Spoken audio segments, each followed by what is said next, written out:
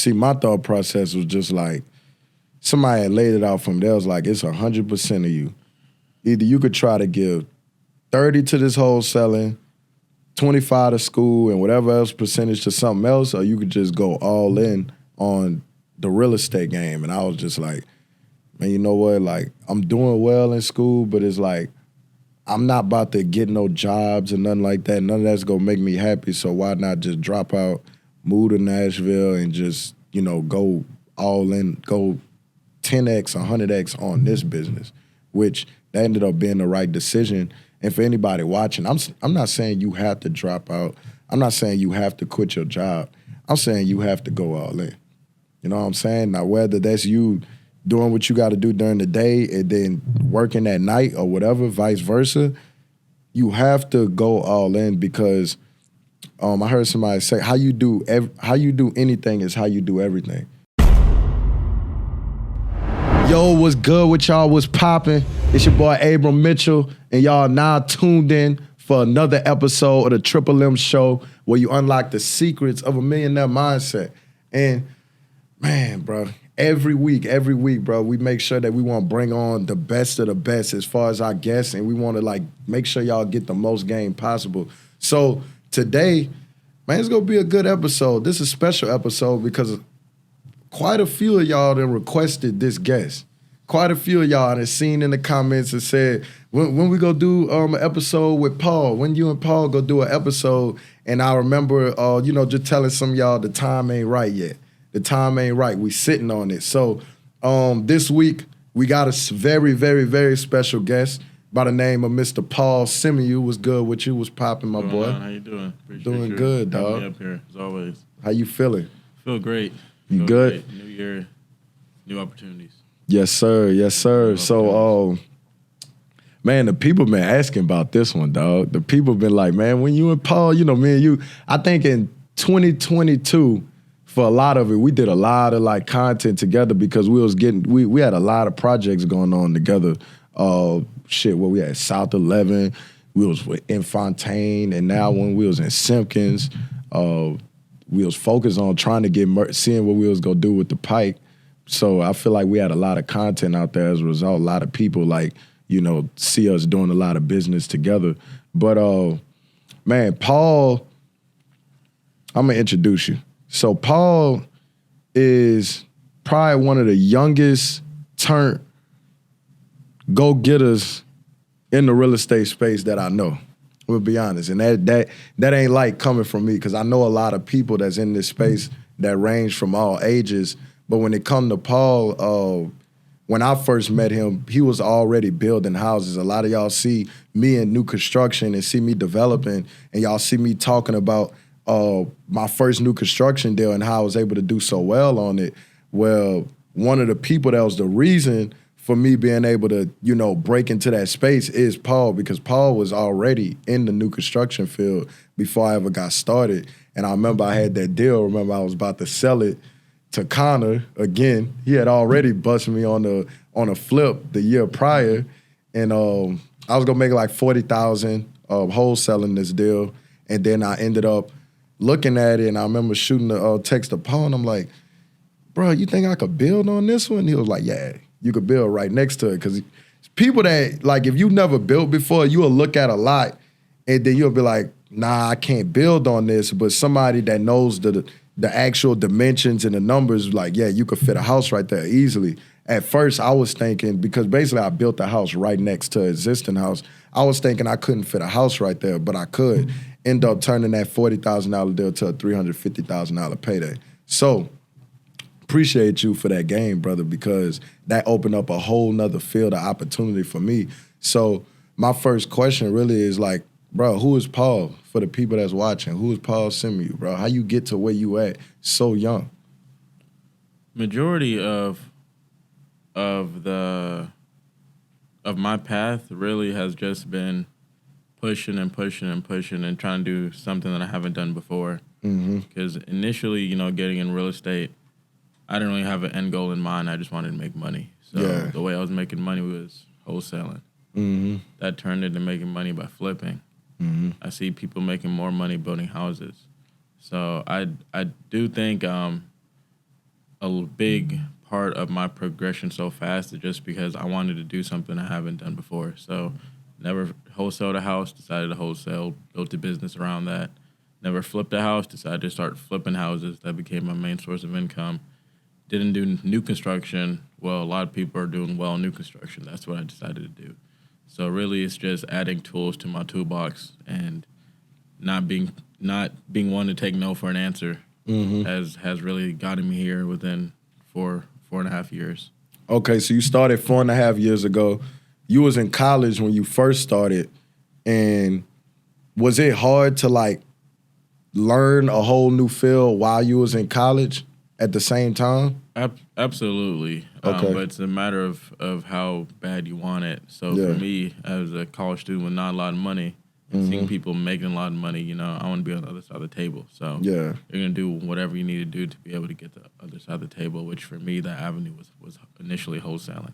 Okay. When was the first time you in college, and like when was the first time you came across like you could flip houses without having to buy it or something like that? Or you had to before that question, you had to like understand like some type of like buying low and selling high before you even did it with houses. Like what's other ways you did little hustles to make money before you even got into real estate? Absolutely. So I was flipping cars before I got into the real estate business, and right. I continued to actually flip cars for a little bit of time just because I felt like it was easy. Buy something cheap, might do some minor fixes to it, and then sell it. And for me, I was buying cars in areas where there wasn't a lot of demand, and selling these cars in Nashville where there's a demand for cars. So it's the same concept, just a different game. You was like buying them from the auction? I was buying them from auction, and I was buying them off of Facebook Marketplace in Alabama and Georgia, where there's not a lot of people, so they'll naturally sell cars cheaper, and then just driving them here and reselling them. Okay. See, we had TJ on here a few weeks ago, and he do that. He still do that. He's still flipping cars. I know a few people that get into that business flipping cars, because I mean, you go get a car at the auction for what, like $1,000, $1,500. Yep. Sell it for like $6,000, $7,000, and boom, Easy. come up quick. That's crazy, because shit, I think I was telling you the other day, my last apartment, I left my car, my Camaro there, and they ended up towing it, and then the tow company sold it. So I bet it's probably somebody like you that go buy, come across a good deal low, and they probably go flip that thing, because it's a perfectly good car. I ain't even know, bro, that shit crazy, bro. I ain't even know they could just sell your car like that. You knew that? Mechanics lien, yep. Yeah, bro. That's the way for people to get titles to cars that don't have titles. They'll say that they're in storage, then they'll put a mechanic lien on it, and then get a title within 6 months. They ain't send me nothing, though. That's the thing. I ain't get nothing from them. They claim they did all the paperwork they needed to, but I said I was going to like try to find it, see if I could buy it back, something like that. That was my first whip, but it is what it is. So you started off flipping cars, and you was doing that in college, and then you came across wholesaling real estate, and basically you said that was the same concept. How long it took you to get your first deal? Took me about 2.5 months. I'd say 2.5, 3 months. Okay. And how you found that deal? It was off the MLS. It was something that just got listed that I just happened to grab really quickly, just lowballed them. So it wasn't any off-market situation. I really didn't even know how to reach out to people off-market. I was just looking at things on the MLS. And it was something that just happened to be cheap for that area. And then did you even know what wholesaling was at that time, or you just knew what a deal was? I knew what the fundamentals were behind it, but I had not done any wholesale transactions. So for that one, I actually had the person that ended up buying it. He sent me an assignment contract and showed me how to send that deal to the title company and deal with it in other ways. I didn't know how to do any of that. So the buyer sent you the assignment contract, and he wrote up the contracts. Yep. How much you end up making on that deal? It was $8,000. Shit, that's a lot on. Yeah. You college, that's a lot. You ever made that flipping cars there was on one transaction up until that point? Nah, there was one car I made $5,000 on, and I was happy as hell that day. So when you made that how that felt? I felt amazing. Yeah, and it was really a proof of concept for me. More more than anything, like, this is something I can actually do. Because, yeah, I've seen people do it, but Mm-hmm. until you do it yourself, you don't really know. And most people that do a wholesale deal or any off-market deal, majority of them don't do another one. Mm-hmm. So So you, at this point, boom, you close the deal, you made $8,000. You still in college at this point. Eventually, you dropped out. Did you do that immediately, or you were trying to do both of them? I was juggling both for about a year and a half, and All right. it got to the point where I had to pick one. Either I run after this dream that seems to be working right now, or I decide to do what's tried and true and actually finish and get my degree. So there was a little bit of hesitancy, obviously on my end, but once the numbers just became bigger and bigger, then it did not make sense to stick around in school for much longer. Why you feel like you wanted to make money, like get rich? Like it seemed like from young you wanted to like make a lot of money. You know what I'm saying? Because you could have just stayed flipping cars, like you say. You could have just finished and got your degree, got a job. I think it's for me, it was when I see better and better.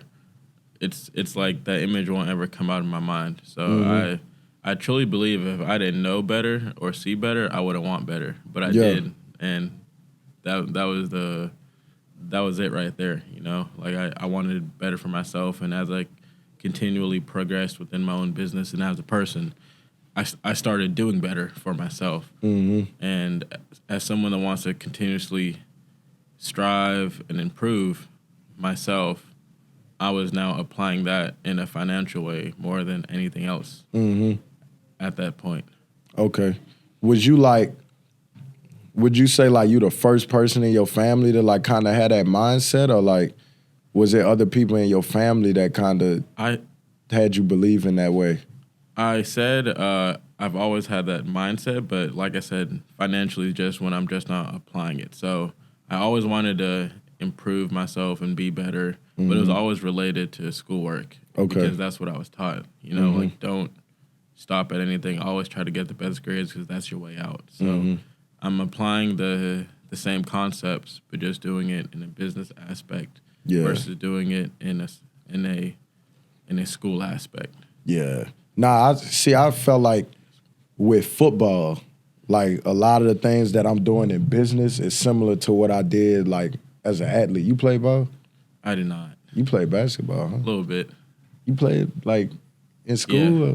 All right, cool. So in football, it's like it's a game of inches. It's a team sport. It's a big mindset thing. It's about hard work. It's about not giving up.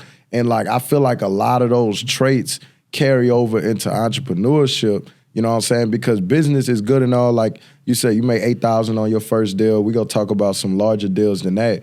But you and me both know that, you know, from the outside looking in, yes, we have these big breaks, but like there's a lot of stuff that go down in between, you know what I'm saying? Like the deals that fall through, or the subs that ain't doing what they supposed to be doing, you know what I'm saying? Or when the market or the economy is just, you know, giving us something different, you know what I'm saying? We got to respond to that. So I definitely agree with you, like when you were saying like I already had that mindset, but now I was using it in the financial field, you know? So when did you say you made that decision to drop out about a year and a half after your first deal? So at this point, was your focus like immediately into the new construction space, or was you still like focused on flipping and wholesaling? No. And what year this was? So I started in the real estate business end of 2018, and I ended up dropping out. It was March of 2020. Now that's when I decided. Matter of fact, my bad to cut you off. I told your ass drop out. Yeah. The first time we met in the office, you was like, I was like, you still in school? You was like, yeah. That was summer of 2020, and what happened was March of 2020, nobody went back to school. So like that's when I decided not to go back to school. Yeah. It was August of 2020 when the next semester rolled around, when it was the first 3 weeks and I didn't log into a single class. And I knew I mentally had already checked out. So I just made it. So you ain't tell them nothing. You just stopped going. I just stopped showing up to class because all the classes were online, and I just didn't have the mental capacity for it. Yeah. I kept telling myself I'm gonna log on the next day, and I didn't. So it was like first week of September, I just unenrolled and called it a day. You think if COVID happened, you would still be in, like, you would have finished? If it didn't happen, I mean? I think I probably would have. I think I more than likely would have finished. But COVID was definitely the catalyst. And really us not being at school in person, because online school is not for me. And I already didn't have much motivation to be there. So if I don't have to be there and I don't want to be there, then I'm not going to be there. But I definitely think I probably would have stuck it through if it was in person. See, my thought process was just like, somebody had laid it out for me. They was like, it's 100% of you. Either you could try to give 30 to this wholesaling, 25 to school, and whatever else percentage to something else, or you could just go all in on the real estate game. And I was just like, man, you know what? Like, I'm doing well in school, but it's like, I'm not about to get no jobs and nothing like that. None of that's going to make me happy. So why not just drop out, move to Nashville, and just, you know, go all in, go 10X, 100X on this business, which that ended up being the right decision. And for anybody watching, I'm not saying you have to drop out. I'm not saying you have to quit your job. I'm saying you have to go all in. You know what I'm saying? Now, whether that's you doing what you got to do during the day and then working at night or whatever, vice versa, you have to go all in, because I heard somebody say how you do anything is how you do everything. So if you giving lackadaisical effort to, you know, a new business, something you don't even know fully yet, then how you go get the results, you know? So whenever you said COVID kind of was the catalyst to, like, basically, did you start realizing what you was missing out on because you had more time to work on your real estate business? Yeah, that's absolutely what it was. And honestly, more than anything, I started seeing real tangible traction in my business. And I can't juggle having to keep a certain GPA because I had an academic scholarship and juggle trying to grow a business at the same time. It just doesn't work because I can't put 100% of my attention on two things. Yeah. And I was learning that if I start putting more and more attention toward my business, it was doing better and better and better. Yeah. So it just didn't make sense. It was already what I was doing. It was already what I was in school for. I just started doing it a couple years early. So. And that's what, like, so you was in school for construction management. Okay, for construction management. So when you realize I don't need my degree to do this, then that's when basically like, all right, cool. So, all right. So now you focus on your business 100%. And I know, like, we both know running a wholesale company is a lot different than new construction. But we also know from being in Nashville that, like, 2020 was like when everything kind of went crazy. Like, it started, how I remember is, and maybe you got a different experience, COVID, I started hearing about it in like December, November of 2019. Then January 2020, they like started shutting everything down. Then the business, like, we'll lock up some deals, but we couldn't get them off up until like March. That's when it was like everything just started going crazy. Like, people, there's bidding wars, properties appreciating like crazy. And a lot of developers during that time in Nashville, and still was making ridiculous amounts of money. So did you like notice, because I know when you was like wholesaling a lot, I know like a lot of your deals was land deals and to build. So like you was, in a sense, like if you look at it now, you was probably giving away a bunch of deals that you would at this point buy them for the same price that you were selling them for. So was it like during that time where you made that pivot into the new construction space? That was the start of my pivot. Now, for anybody trying to scale or grow a new construction business, it's not going to get off the ground as quickly as you hope. Yes. And you're responsible for not just the holding costs, but you're also responsible for any operational costs during the process of these new construction projects. So I still had to have something paying the bills while I'm trying to grow a new construction business, and that was wholesaling and flipping houses for me. Okay. So I did not stop doing those two things, but I did eventually start doing less of those two things the more that my new construction business started to grow.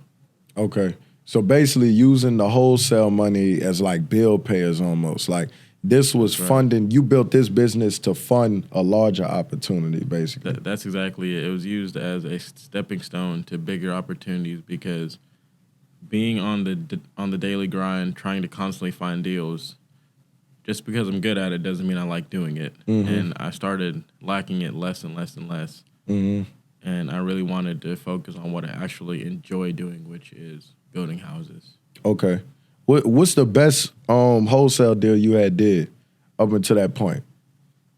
Up until the point of In 2020, where you started like looking at wholesaling as a stepping stone? Because, you know, most That's right. people, you get into it and like, let me know if you agree, like, we ain't know, I didn't really know nothing about real estate, like, at all, you feel me? So when I started flipping these houses on paper, wholesaling, flipping the contracts, and, you know, you make 20,000, then you get your first 40,000 deal, then you start making hundreds of thousands of dollars.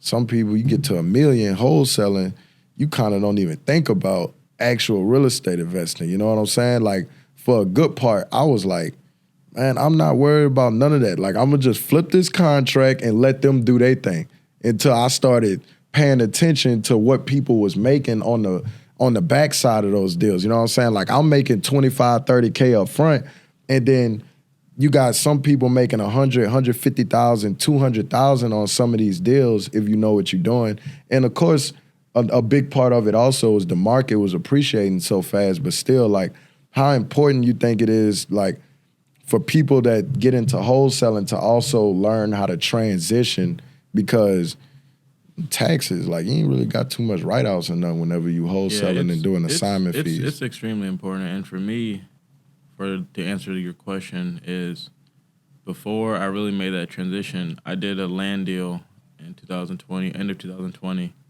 and I ended up doing 6 figures on it. Okay. It wasn't anything crazy, but it was a piece of land that had an underlying lot line.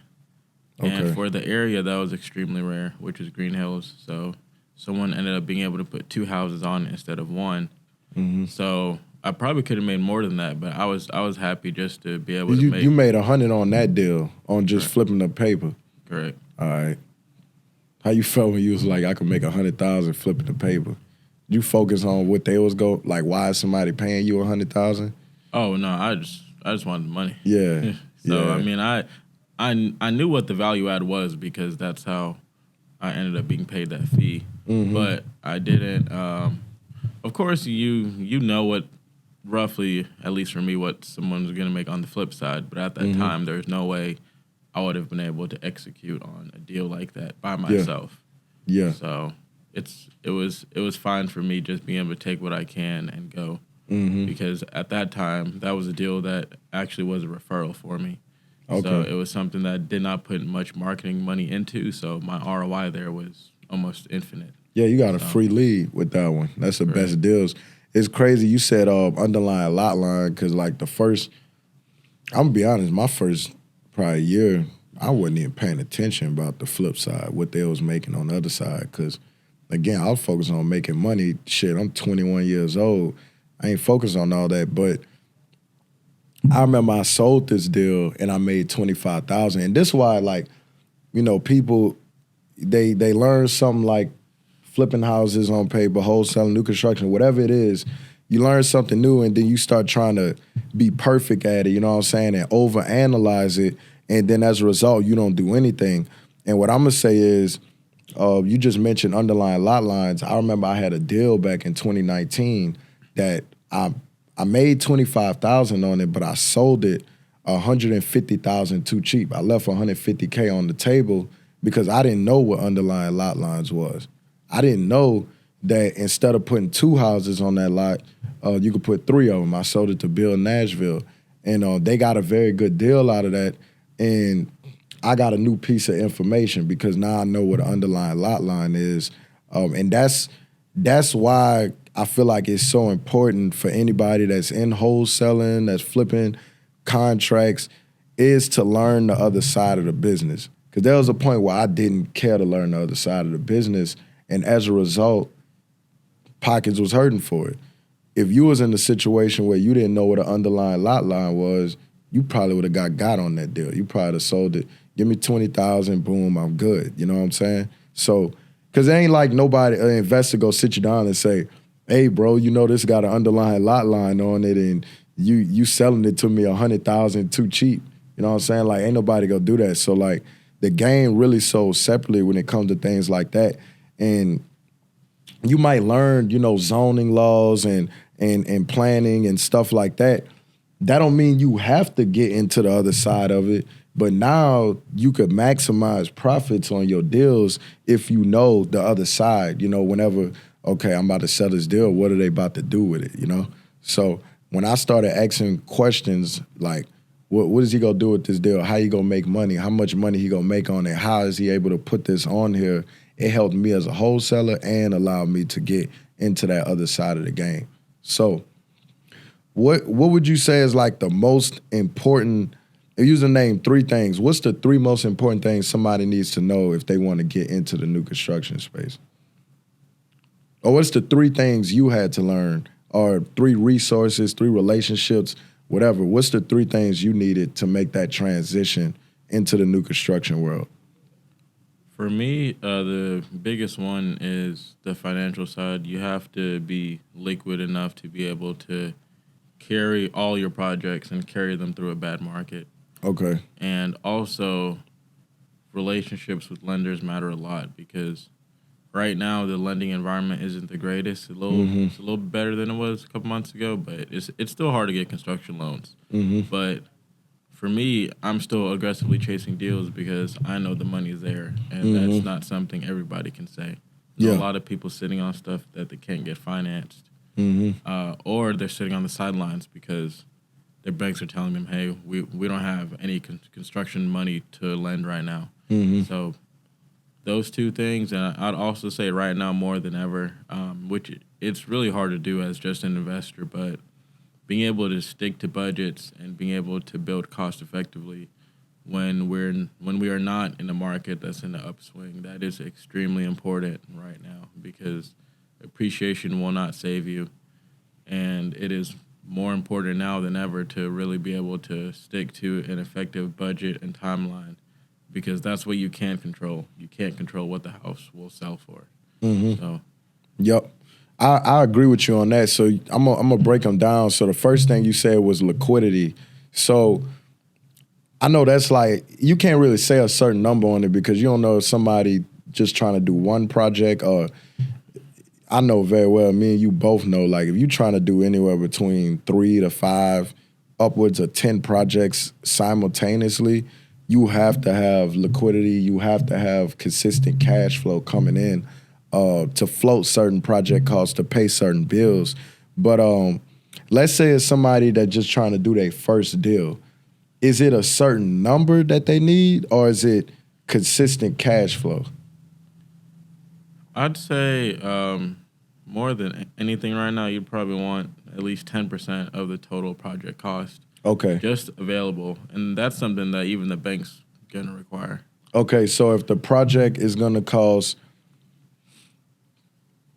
$500,000, that's like your minimum project. You need at least $50,000 sitting in the bank. I'd say you want at least 50. And honestly, the more expensive the project goes, the higher that number goes because your mistakes can punish you more on a $500,000 project versus a $200,000 project. Okay. So for me, that number would probably go even higher, probably closer to 15 to 20%. Okay. And of course, that does mean that you're gonna need to have some sort of, or I assume you have some sort of other income that's paying you during the process. But it is most definitely harder now to execute a new construction project than it was before in the past. Yeah. And your risk has to it has to be in line with that. Yeah, and the reason he's saying that basically is like, whenever you go to build a house, when are you anticipating getting paid off that project? 9 to 12 months. Okay, so if you don't have a way to make money in between that 9 to 12 months, how you gonna survive? You know what I'm saying? Like, yeah, you might hit a big lick, you might make 100, 200,000, But if you don't even make it to the end of the project, you'll never realize those gains. It's like the stock market, unrealized gains. So 10%, in between 10 to 20%, have that available in cash. If you're doing a $200,000 project, which that's low. Like he's including the land cost plus the build cost. So if you're doing a $200,000 project, $20,000. If you're doing a $500,000 project, $50,000 to $100,000. In hand, liquid. I'm not gonna say ready to go, but you might have to spend it at a certain point. So liquidity. The second thing you said was relationships with lenders. So that's a broad subject. I know when I got in, like I would say you need relationships with all types of lenders. So hard money lenders, private lenders, and bankers. People always ask me, do you use hard money or bank money or private money? And I have multiple deals where I use all three. Do you have any situations like that? Absolutely. Right now, more than anything, it is harder to get bank money, but it is still the best route because if you build with anything else, chances are that is only a short-term loan. And banks have the ability to offer a construction to permanent loan, which lets it automatically convert to a 30-year mortgage in the case that it does not sell. Okay. So that's something that definitely helps it helps hedge your risk. And that's what I'm trying to do on any project, even if it is a house I've got no intention on ever renting or living in. It's something that I'm going to go ahead and amortize that loan. How important that is? So you say you looking for construction to permanent loans. What's the normal loan that somebody will get? Normal loan is just straight construction financing. It's not amortized. It's interest only based upon what you draw. And it terms out usually within a year. Okay, so 12 months you get to build that house and sell it. Correct. All right, cool. And if that 12 months go by, your bank, not saying they will, they can basically like foreclose or take the property or call that loan due. They could call the loan due. They could foreclose on it. Usually banks are in the business of lending money, not owning property. So they're usually going to want to work with you. But just having that exposure is something that I'm usually not comfortable with. Yeah. Of that being the option. So being able to put something on long-term debt right now can definitely help because not everything will sell. And it makes your payment lower too, your monthly payment. So basically like in a market like we're in now, it takes a little longer to sell properties. And sometimes, there's a lot of factors that make a project go over 12 months. But you don't want to be in a position, not saying the banks will do it, but you don't want to be in a position where they can do it and the second something happens to them, then they come and get you. You know what I'm saying? Like if that bank get in a situation where they don't have any cash and they have too much money out, they will start calling up some of the investors and letting them know, hey, I need $100,000 or I need $150,000 or I need $200,000 or I need you to pay this entire loan off. And if you're in a position where you can't just get that money to them, then boom, you put in all that work to build that house. You invested the sweat equity. You invested your own money. You invested time. You invested mental stress, capacity, all that stuff to get nothing. So I think that's a smart move looking to do construction to permanent loans, especially with the market we're in right now because it is taking longer. I'm not going to say properties are not selling. You just got to be smart of what part of town you're building in, and this is for any market. Look to build in a part of town, and I see you said a lot, where there's not too much new construction available, and it's still a desirable place to live, and your price point is still considered affordable for that relative location. So the third thing you talked about, the first thing, liquidity. Second thing was lender relationships. The third thing, which you said was probably one of the hardest, is to maintain the budgeting on that project and cutting costs. What's some ways you doing that right now? Or how are you doing that? Well, the biggest thing first and foremost for me is I'm not paying anybody else to build my own projects because that's something that it doesn't just come with me paying that person a fee. Why would you pay somebody else to build your house in the first place? Because if you're not a general contractor, you're not a builder, then you can't do it. So Okay. if you're an investor, which is what a lot of people are, they typically pay somebody else a certain fee or percentage of the project to get it done, which is never paid totally no okay. percentage of no project. Yeah, No, which indeed. is there's nothing wrong with it. That's the tried and true way that a lot of people do because they don't want the day-to-day headache, and I don't blame them. Yeah. I'm willing to take on the day-to-day headache when I know for a fact that it's going to save me at least $30,000 to $50,000 per house, sometimes more than that. So I think more, bro. Absolutely. Because I seen, because you can't just count the amount that you paying them. You got to count probably the time that you able to cut off the project, which is interest payments. That goes back into your pocket.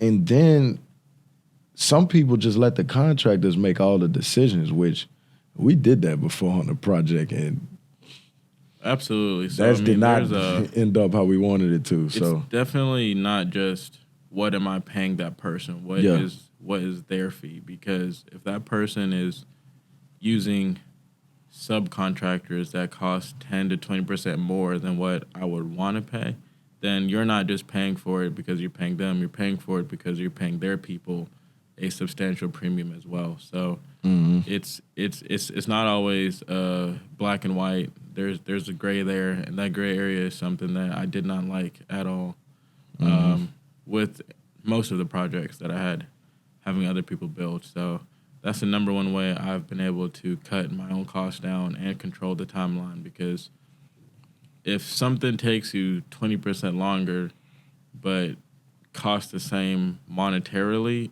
in new construction, that extra time spent still costs you. So it's not just spending more money on building the house itself. It could be spending more money because you have to hold that project longer, or spending more money because you sell it for less because the market changed because it took you a longer time to build it. So that's probably the biggest thing for me as to why I decided to take it in-house versus continuing to hire other people. I had to be in the driver's seat. Yeah, that's what. Now, like that question, what you just said earlier, control.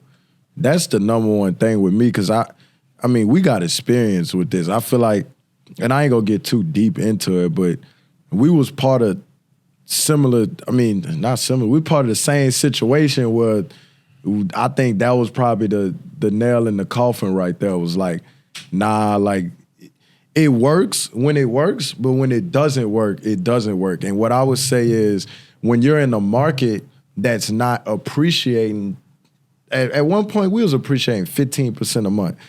The dumbest of the dumbest can make money in real estate when the market appreciating like that. But when you're fighting against a backwards market, then on top of that, we did a project where we trusted the contractor to do everything, like literally everything, make all the decisions, hire all the subs, get all the designs, budgeting. Like, all we did was put the deal in front of them, even down to financing. And we ended up with a project that was way over budget. As a result, I'll just go on the record and say it, I lost money on that deal. And I'm not one of those people that's scared to tell people I lost money on the deal, because if you got somebody that tell you they never lost money on the deal, they ain't making no money, or they lying to you. Like, straight up. That's just what it is. But I had to lose money on the deal and feel that pain. And be honest, I seen people lose a lot more. I think we still got out that situation better than it could have been. But that situation is what told me, like, is where I realized, okay, yeah, now I need to have control over my projects, because, you know, having somebody, I'm gonna say it like this. If you pay a builder to build your house for you, and I'm not saying don't do that, understand that they are just getting paid to finish the house.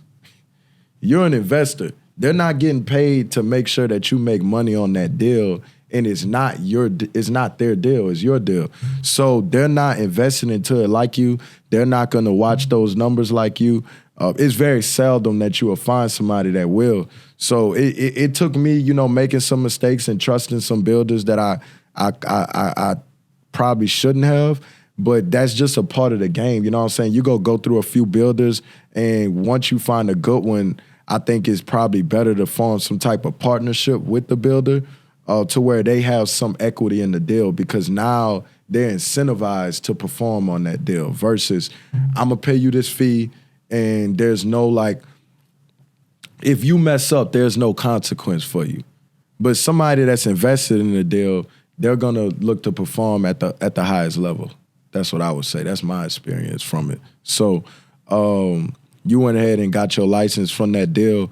How long you been building your own houses for now? So it's been March of 2022 is when I got my license, and a few months after that was when I started doing my own thing. So year and a half. Okay. Like and what would you say is like the biggest stress relief since being able to do it on your own now?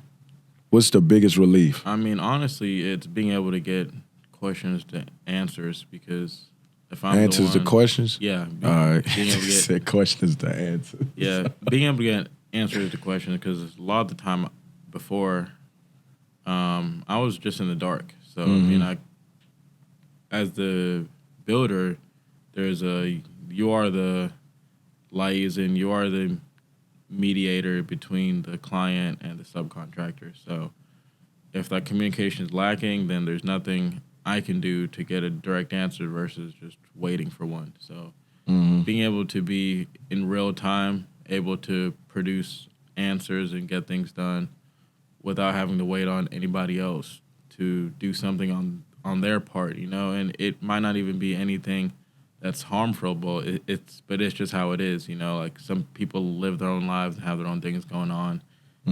Maybe they don't ask that painter or ask that guy whatever I asked them until the next day. Well, I want an answer when I want an answer. Yeah. That's just how I am. So really being able to cut out the dead space between me asking something and getting the answer that I like. I think that's important too, because every minute, every day matters in that space. You know what I'm saying? So if you waiting a day for a response, which some people think is like not that important, then now you waiting a day to make a decision based off that response. So whenever it's just back to that control thing. Like, whenever you have full control over the project, then I mean, again, you gonna be better probably than somebody else. So what would you say is like, what was your best deal in real estate? Was like overall, over wholesaling, new construction, flipping, what's the best deal you done? Like, whenever you think of that, you like, man, I'll do that deal over and over and over again. So I'd say the best deal financially I did was 2 houses in Green Hills. Ended up doing just over $1 million on both of them. And I'd probably say the best deal time-wise, taking into consideration my time spent, is also a deal in Green Hills. It was one that I wholesaled, didn't do anything to it except take it down with a private lender, then resold it and made $400 on that. All right. I thought you were talking about the one from a few weeks ago. Yeah. No, not a few weeks ago. Like 6 months ago. Oh yeah, that was a great deal too. Yeah, Yeah, bro. that was a fantastic deal. Bro, when you texted me about that, I'm like, son. When we went walk the house, I'm like, is this person, are they serious? Yeah, you had to be like, deal. Man, what'd you say? I forgot about that deal. I ain't gonna lie. Yeah, that was a great deal too. That was a house that I bought off market, used a hard money lender to take it down. I did landscaping around the outside, and then I ended up making $300,000 on it without doing anything at Easy all. money. Yeah. Easy. So like, wholesalers, yo, he used a hard money lender to take down that deal. Most of y'all just fall in love with a sign and everything. Build a relationship with a lender, get a good enough relationship. You might not have to put that much money into taking the deal down, and now you could get larger spreads just from really doing the same thing that you was doing already, finding a low deal and then selling it a little bit higher. So I would say, though, that the catalyst between those 3 deals is that they all were very expensive. So, I mean, this isn't $100,000, $200,000. Green Hills. This is me personally. Yeah, all 3 of them are in Green Hills, and this is me personally guaranteeing $750,000, $850,000, and $2 million. And that's something that a lot of people probably don't think about, but that is a lot of risk. And for me to take something down for $750,000 and to be able to have somebody in my back pocket that says, "Hey, I know you're good for it," that's something that is extremely hard to find. And I guarantee I would not be playing in those price points if I didn't have somebody that was willing to fund that. Yeah. And that's why it's so important to build that relationship, because when you find, how I want to say this, when you do good business, then it goes noticed, because like you said, that person know that you good for it. It was a point where they didn't know you was good for it. You know what I'm saying? So that's why in this business, like whenever you get that opportunity to, get lending on a certain deal, like make sure that you pay those people back. You know what I'm saying? Because that go a long way. Who knows, 5, 10 projects down the line, you might be able to call up that person and be like, I need $1 million, and they send it over and close on that deal in a week.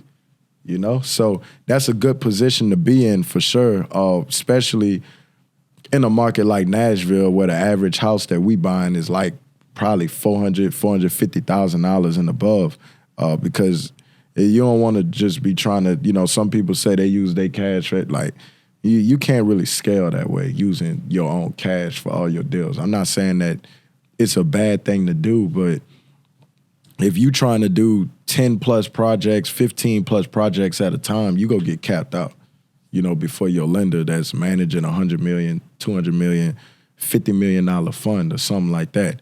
So, and then they make money from lending to you. So it's just that much more important to build those relationships with all of them too. Like, we talking about hard money, but again, like I said, I got deals that I use hard money, private money, and bank money all on that same deal to get that deal done.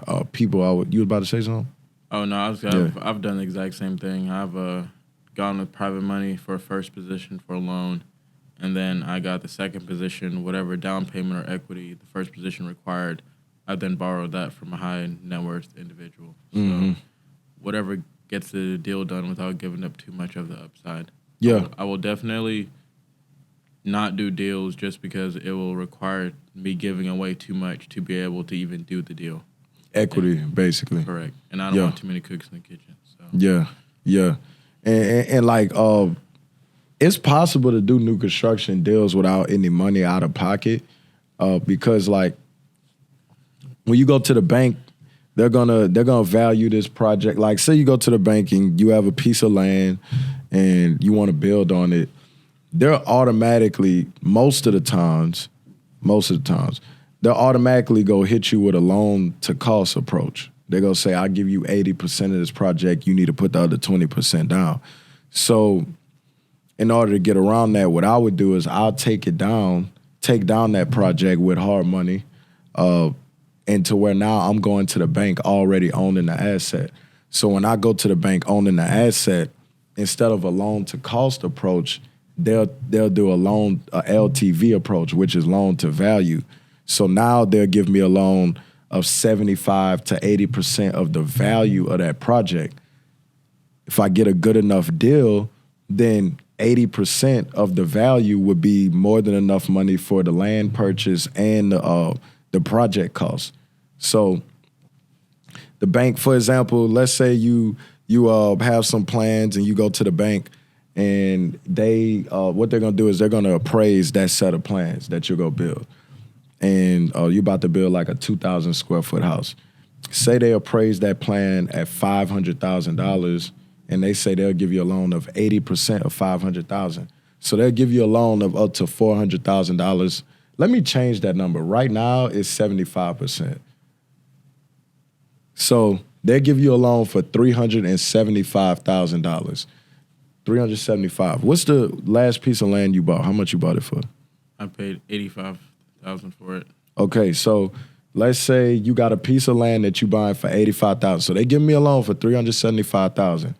When I subtract $85,000 from that, I have $290,000 left to build that house. Can you build a house for $290,000? I can. it might not be the house I want to build. Yeah. It just depends on how big the house is that you're building. If it's between 1,700 and 2,000 square feet, you might could get away at about 290,000. But now you're at a point where you don't have to put down the 20% of that project. What I would do now is I would go borrow $100,000 from a private lender to pay interest costs. So I go to the bank with a piece of property I already own. I bought the land for $85,000. I showed them I showed them plans that I'm gonna build. They appraise it, say it's gonna be worth $500,000 when I build it. That's how much it's worth. That's what the appraiser does. Banks say, I'm gonna give you a loan for 75% of this deal. So now they're gonna come in and kick the hard money lender out because the hard money lender is in first position. They're gonna roll the land and the new construction into one loan. 75% of that is $375,000. Now minus $85,000, I got $290,000 to build my house. In that situation, that'll probably be like just enough money to build the house. I would go borrow $100,000 from a private lender, which then would be in second position, and I would pay them somewhere between 12 and 15% on their money, which they're not getting that nowhere else right now, and it's not secured by real estate. And then at that point, I'll be in that deal for zero money out of pocket. That's how you do a new construction deal without none of your own money. So, you ever done a deal like that? I know you Absolutely. have. Yeah, I ain't gotta ask you. I know you ain't done. I know you done a deal like that. So, man, we about to get ready to wrap up in a few, but before we wrap up, I want to ask you, what's like your biggest learning lesson in business or just in life that helped you today in business? For me, is I can't do everything on my own. I've gotta delegate, and I think when I really started taking off with new construction, I wanted to run everything by myself, which is, by all means, is probably the best way for me to have started, but it's not sustainable. Okay. So for me, it's I have to delegate, I have to get other people on my team, and I have to be able to give up some of that control. Just because like it's just not sustainable doing everything on your own. And Yeah. I learned that lesson wholesaling. I learned that lesson flipping. I learned that lesson in new construction, hiring other people, and I've learned that lesson now. Yeah. Scaling my own business in new construction. Delegation is like having a team, bro. Like this something that me and you used to talk about, because I remember when I first got into it, you was like, man, get rid of everything else, but I'm big on like, I don't get into this to be tied down to it. You know what I'm saying? Like, I'm not in real estate. I'm not making a bunch of money to have to be here and have to have my eyes on my projects at all times of the day. Like, I want to go travel. I want to go on vacation. I want to enjoy time with my friends, my boys. Like, I want to do that. And in order to do that, you have to be able to delegate to a team, which for any entrepreneur is like the hardest thing to do, because in your mind, don't nobody do this better than you. You know what I'm saying? It don't matter who it is. Ain't nobody on your team gonna do it better than you. And to be honest, they not. Like, that's the thing you gotta live with, is that, hey, I'm gonna make less money on this project. The team is gonna make mistakes. I'm gonna have to train them. But at the end of the day, if you got the end in mind, now you got some of your time back. Now you got some of your peace, your mental clarity back. And what's that worth? That's worth the extra 10, 20,000 or 30,000 on that project. It is for me. You know what I'm saying? Absolutely. Biggest thing for me was hiring a project manager in my new construction business, which I was so hesitant to do because that was all I knew at the time, was doing everything myself. And now, 8 months later, I couldn't imagine not having one. Like, if anything happened to him, I'd immediately have another one within a couple of weeks, because it's worth a lot to me being able to have somebody else that is dependable, shows up, and helps keep everything on track. Because I cannot be everywhere at once. So whatever monetary value I have assigned to that he's worth 5 to 10 times that easily. Yeah, bro. Cause it's all around, you know, bro. This wealth thing, like getting into it, and you probably, I know you agree. Like when you start doing it at such a young age, cause you 23, yeah, you 23. So it's like at 23 years old to already have made millions of dollars, and knowing in your mind, if I made millions of dollars at 23, then by the time I'm 30, shit, I'll be knocking on 100 million, something like that. You know what I'm saying? But people don't understand that that's just one thing, just one part of your life. You know what I'm saying? You still young and growing. And if you don't ever get that time to like focus on your mental space, your spiritual space, your body, your health, all that, then you could really run yourself into the ground, you know? So I think building a team and delegating gives you that time to like really check on yourself also, at the same time grow your businesses and your companies, bro. This was a dope interview, bro. I really appreciate you coming on here. For everybody that's watching, Paul go be speaking at the Triple M War Room event here in Nashville, January 11th through 13th.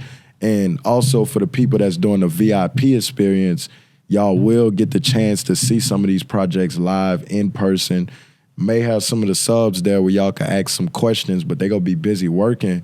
But that type of game is like, it's so much value to it, you know what I'm saying? Because I'm a person that like to experience and see things and put my feet on the ground and walk these projects. And whenever you get the opportunity to walk projects of someone that's done it a lot of times, you know, multiple times, and have done it at the highest level, and also experience mistakes in the game, you know what I'm saying, learning lessons, that just cuts the learning curve that much for you. So Paul is gonna take the time out of his day to come speak and show us some of the things that's going on in his business for the VIP people and for general admission. Paul gonna be speaking on one of the days. I don't know which day. I don't think. Natalie, she in charge of the schedule. So y'all, make sure y'all tuned in. Make sure y'all in Nashville that weekend. You don't want to miss it. Don't start the year off wrong. If you want to win the year, you got to do it day by day. And being at this event is gonna definitely help you get to that point in your life. Make sure y'all like, comment, subscribe, share with a friend. Tell that friend, hey, Paul just came on here and gave us the whole blueprint on new construction and how to get into it. Tell them, share it with 10 friends. We got to get this information out here. This is a free podcast, bro. Like, me and him done paid for some of this stuff that we just talked about on here. And when I say paid out of our pocket and paid from making mistakes in the field. All right. Now being able to learn it from somebody that's done it before, like I said, cuts the learning curve and puts money directly into your pocket. So make sure y'all tune in. This episode gonna be dropping Monday at 7 p.m. Central Standard Time.